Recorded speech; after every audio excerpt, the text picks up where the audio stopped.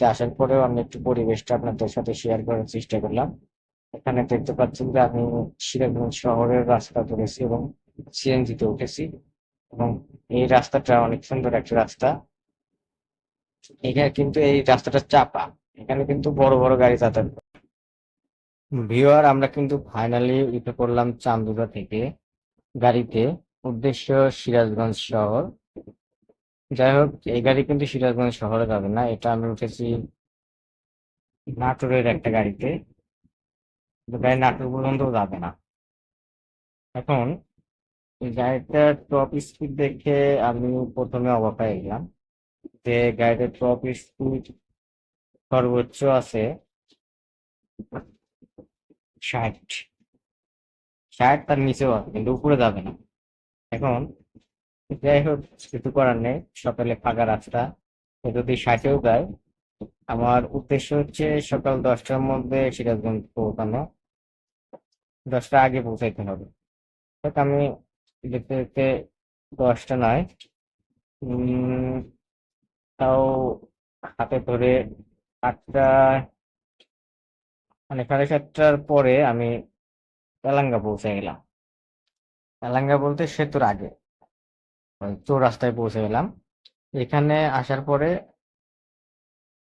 একটু স্বস্তির নিঃশ্বাস পেলাম, মানে 1.5 ঘন্টায় এলাম। এখানে কিন্তু অন্যান্য গাড়ি হলে 1.5 ঘন্টা লাগতো না, এখানে 1 ঘন্টা, 1 ঘন্টা লাগতো আর কি। 1 ঘন্টা 2-4 মিনিটের মধ্যে আসতে করতাম।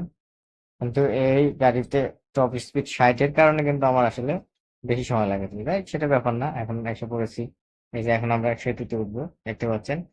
তো সেতুর আগে এরকম টান দিচ্ছে যে খুব দ্রুত, মানে এত দ্রুত আসছে যে মনে হয় যে উড়ে আসছে, কিন্তু আসলে তা না। মানে সেতু দেখে মনে হয় ভাবতেছে যে সেতুর উপর দিয়ে উড়ে যায়। এটা বড় কথা নয়, আমরা দেখতে দেখতে কিন্তু সেতুর কাছাকাছি এসে পড়ছি। এখন দেখতে পাচ্ছেন যে আমাদের টোলের কাছাকাছি চলে আসছি। টোল দেওয়ার পরে আমরা চলে যাব, সেতু পার হয়ে যাব। কিন্তু আশেপাশের যে রাস্তাগুলো আর সেতুর আগের রাস্তাগুলো দেখেন কত সুন্দর আসলে। গাড়ির ভিতর থেকে আমি পুরোটা দেখাতে পারতেছি না, আর বাইরে হাত দেওয়া যাবে না, কারণ আপনারা সবাই জানেন যে সেফটি ভাবে চলাফেরা করতে হবে। কারণ এরকম অনেক ঘটনা ঘটেছে, বাইরে হাত কিংবা মাথা দেওয়ার কারণে দুর্ঘটনা হয়ে গেছে। তাই এই কাজটা আমি করিনি। এখন দেখতে পাচ্ছেন যে অলরেডি কিন্তু আমরা কোথায় আছি, টোলের কাছাকাছি। এখন টোল প্লাজা।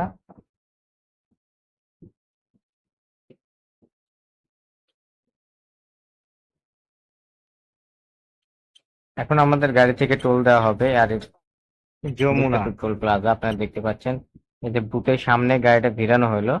এখন টোল দেওয়া হবে।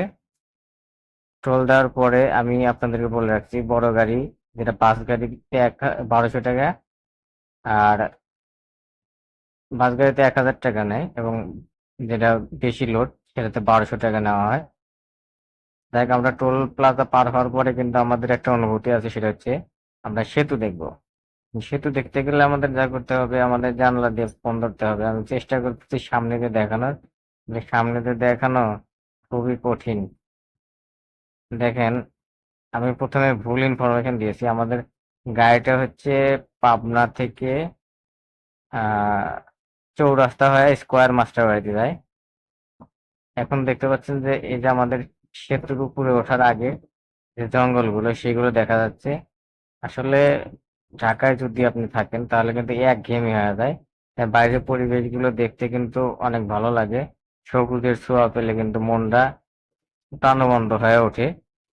যাই হোক, আমরা কিন্তু চলে যাচ্ছি সেতুর উপরের দিক দিয়ে। এখানে দেখতে পাচ্ছেন যে সেতুর মাঝখানে এসে পড়েছি। এখানে এখান থেকে কিন্তু চর দেখা যায়, ওই যে ভিতরের দেওয়াল। আর এই জায়গায় সবুজ যে গাছ গাছরা দেখতেছেন, এটা কিন্তু সব চরের মধ্যে, মানে আশেপাশে পানি, মাঝখানে সবুজ সবুজ, এটা দেখতে পাচ্ছেন। যাই হোক, এখন কিন্তু আমরা সেতুর উপর দিয়ে যাইতেছি এবং দেখতে পাচ্ছেন যে চারিদিকে শুধু পানি আর পানি, কারণ এখন বৃষ্টির মৌসুম, এই সময়টা পানি থাকে। যাই হোক, আমি শর্টকাটে দেখানোর ব্যবস্থা করতেছি, কি জন্য শর্টকাটে যদি আপনারা দেখেন তাহলে কিন্তু আপনাদের ভালো লাগবে, আর ভিডিও লং করলে কিন্তু উম, মানে ভালো লাগে না আর কি। দেখতে পাচ্ছেন যে আমরা কিন্তু অলরেডি সেতু পাস করে চলে আসছি। আমাদের সামনে গন্তব্যস্থল হচ্ছে পদ্মার মোড়, আর একটু পরে গেলেই দেখা যাবে যে হায়দ্রাবাদ পাবো। আর এদিকে রাস্তাগুলো আর চারপাশে যে সবুজ শ্যামল গাছ গাছটা আছে এবং বৃষ্টি হয়ে গেছে, তাই অনেক সুন্দর দেখা যাচ্ছে, মানে গাছের পাতাগুলো কিন্তু খুবই সুন্দর দেখা যাচ্ছে। সব মিলে একটা অন্যরকম একটা ভালো লাগা, সেটাই অনেক সুন্দর লাগতেছে।